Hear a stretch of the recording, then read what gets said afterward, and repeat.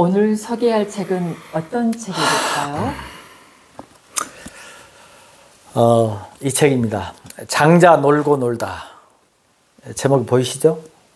장자 놀고 놀다. 놀고 놀다. 장자 놀고 놀다. 책 제목이 특이해요. 좀 이상해요? 예. 어떤 의미가 있을까요?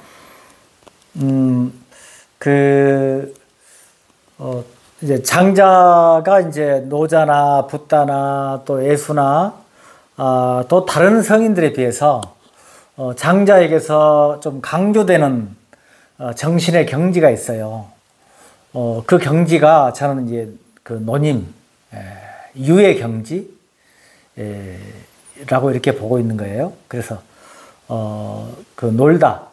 장자의 그 전편을 사실은 대표하고 있는 그 소요유 편이 있는데, 소요유라고 하는 그 말 뜻도 놀다로 풀어볼 수가 있어요. 소자도 놀소, 요자도 놀요, 유도 놀유. 그러면 이제 소유라고 하는 것이 장자 전체를 이렇게 스케치하듯이 총론이거든요. 그런데 장자 전체가 어떻게 보면은 놀고 놀고 놀다, 잘 놀다, 뭐 이런 뜻이거든요. 그런 의미에서 요즘 이제 그 세간에 그렇게 말하잖아요. 우리가 그 기는 놈 위에 뛰는 놈이 있다. 뛰는 놈 위에 나는 놈인가요? 뛰는 놈 위에 나는 놈이 있다. 나는 놈 위에 어떤 놈이 있죠? 노는 놈이 있죠. 요즘은 이제 그 세간에서도 이런 걸 아는 것 같아요. 이 노는 경지가 어떤 건지. 그래서 잘 노는 시대, 잘 노는 사람이 인정받는 시대. 개미와 배짱이가 있으면 이제는 배짱이의 시대, 뭐 이런 시대가 아닌가 싶은데, 사실은 여기서 놀 때, 이 논다라고 할 때는 정신의 경지를 말합니다. 정신의 해탈의 경지. 장자에게서는 이 해탈이라는 말이 현해라는 말로 나와 있거든요. 그래서 대붕이 구만리장천을 쫙 이렇게 그 비상해서, 구만리장천으로 비상한 대붕이 몇 번의 껍질을 벗겨서 경지를 높여가면서 최종적으로 이룬 경지, 그 경지가 노님의 경지가 아닌가, 저는 그렇게 보고 있습니다. 네. 저도 장자하면 생각나는 게 소요유나 호전몽 같은 그런 우화가 생각이 나거든요. 네, 아주 유명하죠. 그렇다면 좋아하는 글이 어떤 것일까요? 되게 이제 사람들이 그 인구에 널리 회자되고 있는 뭐 소요유, 호전몽, 뭐 이런 내용에 관련된 이런 경구들을 잘 그 알고 있어요. 그런데 거기에도 표현되어 있는 것이지만은, 저는 이제 장자 인간세 보면은 승무리 유심, 저희 그 수련관 그 한쪽 벽에 걸려 있는 그 경구인데, 승무리 유심이라는 경구입니다. 승무리란 뜻은 탈승자니까 물을 타고서 서이, 그로써 내 마음을 논일게 하라, 마음을 논일게 하라, 이런 의미거든요. 한 가지 중요한 전제가 있습니다.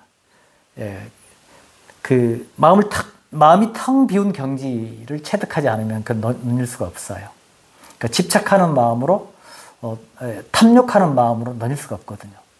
그리고 거기에 이렇게 지성이라든지 이렇게 그 지혜가 있지 않으면, 그 지혜로 자각하지 않으면 논일 수가 없어요.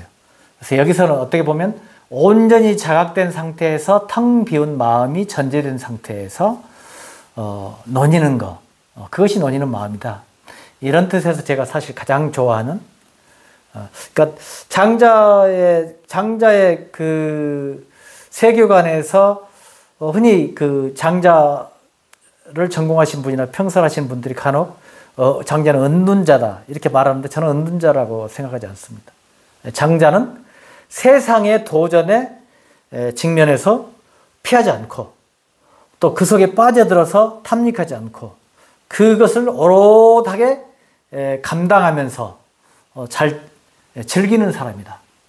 요요히 그 경지를 논의는 사람이다. 이렇게 보고 있는 거죠. 노자는 현실적인 반면에 네. 장자는 굉장히 속세를 초탈한 어떤 그런 경지, 그래서 현실적이지가 못하다고 이렇게 이야기를 하는데 그건 아니네요. 네, 그건 잘못 이해하고 있는. 그래서 제가 그걸 바로잡아주기 위해서 지금 승무리 유심을 특별하게 이 책에서 강조하고 있어요.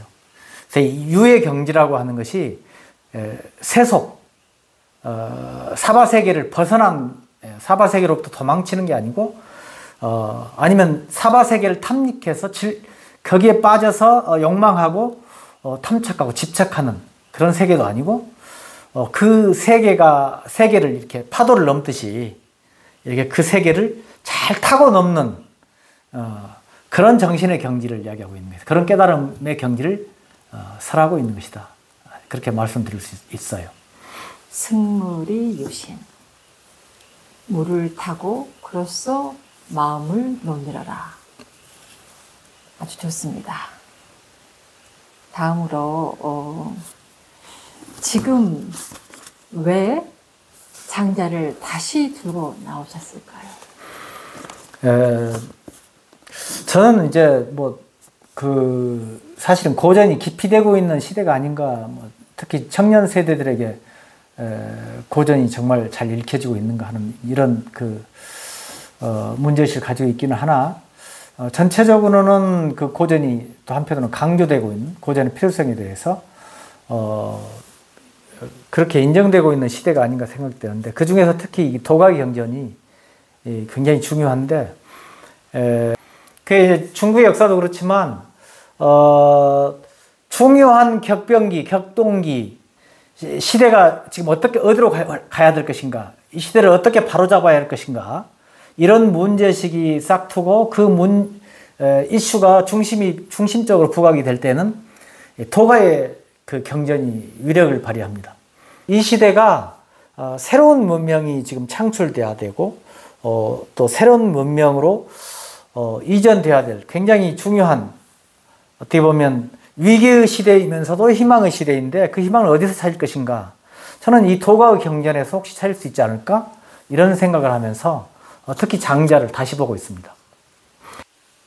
시공을 초월한 보편성을 설하고 있는 것이 고전이거든요.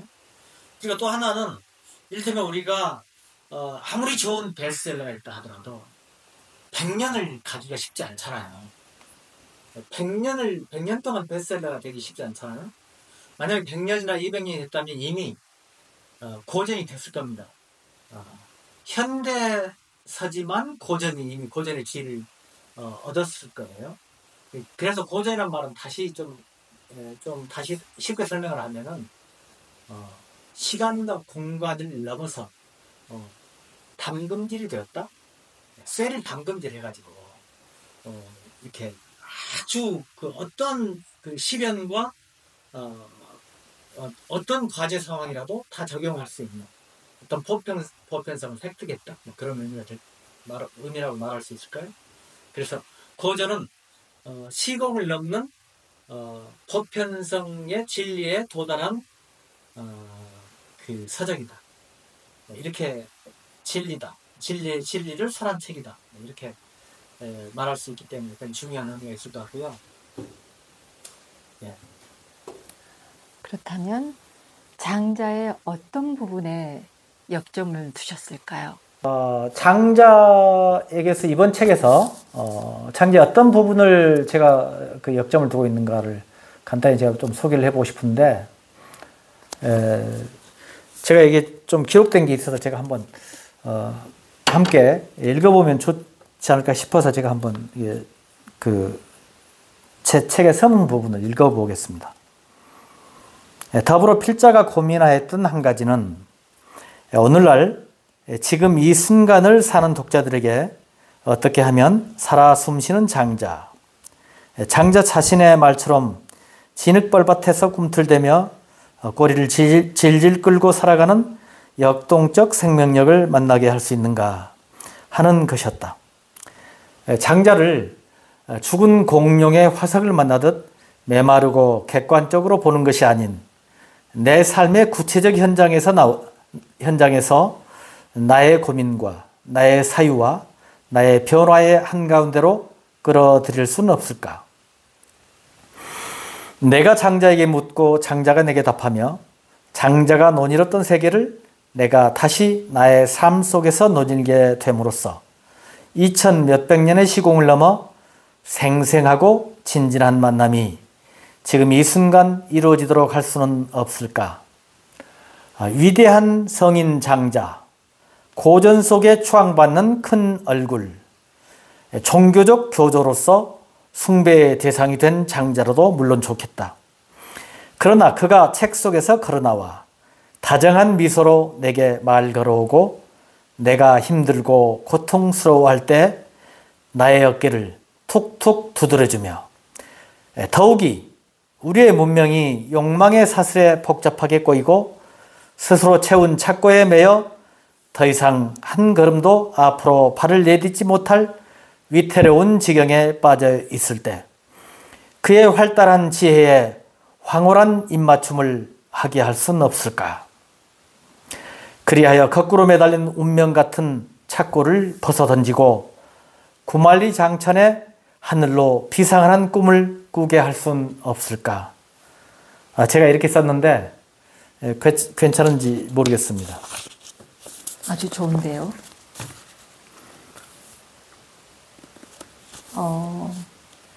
장자 놀고 놀다는 저자 민웅기에게 무엇일까요?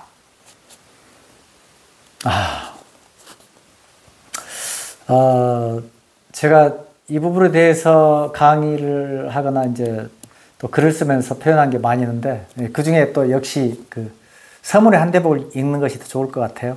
제가 이 서문에서 제가 말하기 좀 쑥스럽습니다만 주옥 같은 글귀를 여기다 담았습니다. 한번 들어보시고 공감해 주시면 좋겠습니다. 장자는 내게 한 모금의 샘물이다. 내 갈급한 영혼을 목축이는 달디단 생명수다. 장자는 내게 하늘이다. 가물한 하늘 저편으로 나를 인도하여 비상하게 한다. 장자는 내게 깊이를 알 수 없는 바다와 같다. 그 시면의 깊이로 나를 이끌어준다. 장자는 내게 수천 년의 세월을 견딘 로고스와 같다. 그 아래서 쉬고 닫고 논인다. 장자는 내게 일지다.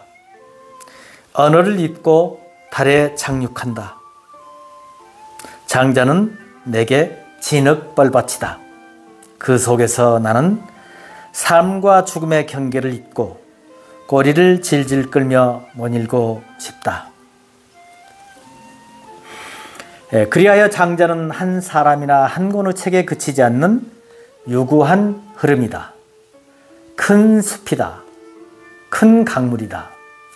역사적 시공을 타고 넘는 촛불이고 물의 변화를 타면서 그 물에 빠지지 않는 유희산매이다. 그리하여 장자는 시공을 달리하며 다시 쓰는 깨달음의 소식이며 집단 지성을 일깨우는 천둥과 벼락이다. 다시 현해의 하늘로 비상하는 우리 모두의 꿈이다. 장자는 감으로 메마른 대지에 쏟아지는 단비이다.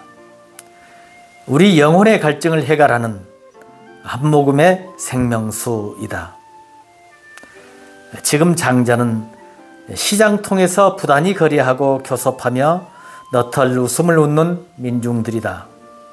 나와 너희다. 이렇게 쓰고 있습니다. 장자는 내게 이렇습니다. 굉장히 잘 써주신 것 같아서 많은 분들이 읽으시길 것 같습니다. 괜찮습니까? 네. 지금 굉장히 힘든 시기에 꼭 필요한 내용들이 많이 들어있다는 생각이 들어서 저 역시도 다시 한번 읽고 싶다는 생각이 들고요.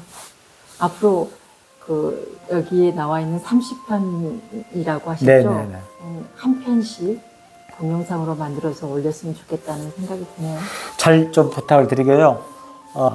바쁜 현대인들에게 그 장자 내외 자편에 특히 4편을 중심으로 해서 그 30개의 스토리, 30개의 이야기 꾸러미로 제가 편집을 해서 해설을 달았는데 제 이야기와 곁들여서 좀 생생하게 이렇게 썼기 때문에 아마